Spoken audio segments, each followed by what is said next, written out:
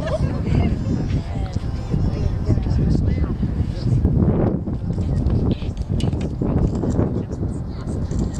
afternoon, everybody. Thanks so much for coming out, especially during the middle of the day. My name is Frankie Beasley, and I'm here today speaking on behalf of the Flagstaff Living Wage Coalition. We're a group of dedicated teachers, passionate community activists, NAU alumni who call Flagstaff home, small business owners, and low-wage workers who support a viable local economy. Most importantly, we're a group of Flagstaff residents who care deeply about our community and the rights of everybody who works to not live in poverty. According to a media outlet called Governing, Flagstaff private sector workers have the lowest estimated wages adjusted for cost of living in the entire nation. The entire nation. It's more expensive to live in Flagstaff than New York City. On Friday afternoon, we filed a lawsuit against the state of Arizona to enforce the provisions of Proposition 202 passed by the voters in 2006. One of our attorneys, Mick Jordell, is here and will brief you on the legal aspects of our efforts to bring Flagstaff living wages. Yeah, as Frankie mentioned, on Friday, late Friday, we filed in Maricopa County Superior Court a declaratory action against the state of Arizona and our Attorney General to challenge their attempt to seize from local government the right to establish higher minimum wages based on local economic conditions. Well, a little background. In 2006, the voters of Arizona passed by initiative a new law saying that creating a state minimum wage that was tied to the consumer price index. In that law, they also granted to local cities, towns, and counties the right to set regulate their own minimum wages as long as they were not lower than the state minimum wage. So that granted jurisdiction, and that was passed by initiative.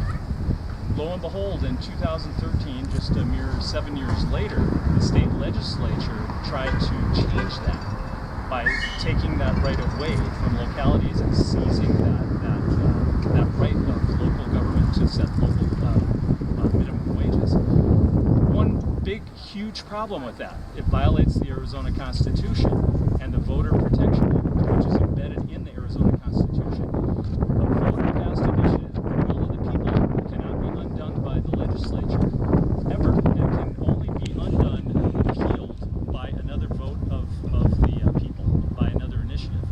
It can only be modified if there's a supermajority in both houses of the state legislature, and then only if it furthers the intent of the legislation. Well, we all know trying to take that power away does not further any intent of the original initiative. So, as Frankie mentioned, we have some of the worst wages in the United States when adjusted for the cost of living. We're drowning in a sea of low-wage jobs.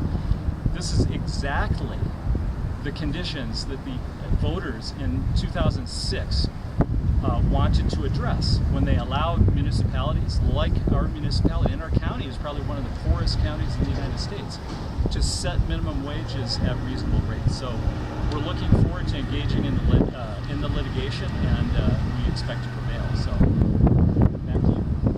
Thank you, Vic. I want to emphasize that this is not just about living wages. It's much more than that. It's an issue about social justice and basic human rights so that everybody has better access to life, to a better life. It's about the single mother working 2 jobs who can barely make ends meet. It's about the couple working as cooks for more than 10 years and their 2 adult sons working in the tourism industry who all live together because it's the only way they can afford to stay in Flagstaff. It's about college students already greatly burdened by student loans who work for poverty wages. It's about hundreds of housekeepers cleaning local hotels who can't afford a vacation. It's about living in a time when the state argues for less federal control, but instead takes more and more control away from local issues. We believe the wage floor should be high enough to lift working people from poverty, to bring dignity back to work, and to meet workers' basic needs without the aid of government assistance. The cost of living varies from community to community, and therefore the living wage should reflect local conditions. Flagstaff is a leader in so many different efforts. We support local entrepreneurs whose businesses give back to the local economy. We support the arts and sciences that bring diversity to our community. We welcome people from all walks of life with varying experiences and stories to make Flagstaff their home. It's truly a unique place and unlike any other. With that, though, it's time that Flagstaff joins New York City, Los Angeles, Chicago, San Francisco, Seattle, and even Santa Fe. It's time we become a leader in the nation as a community that values its community members by supporting a living wage. We decided to pursue this legal action to clear up the confusion that exists in our communities over who has the authority over establishing minimum wages. We're confident that the court will soon agree with us and that action will inspire cities, towns, counties, and voters across the state to discuss and ultimately adopt minimum wages that reflect their cost of living. Before we take questions, I want to recognize elected officials who came here to support our efforts for living wage.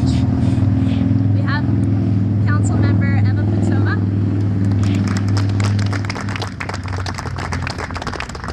Vice Mayor Celia Barretts,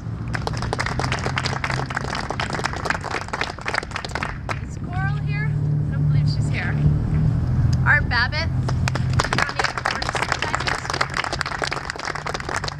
Angela Fever, Sedona City Council, Patty Hansen,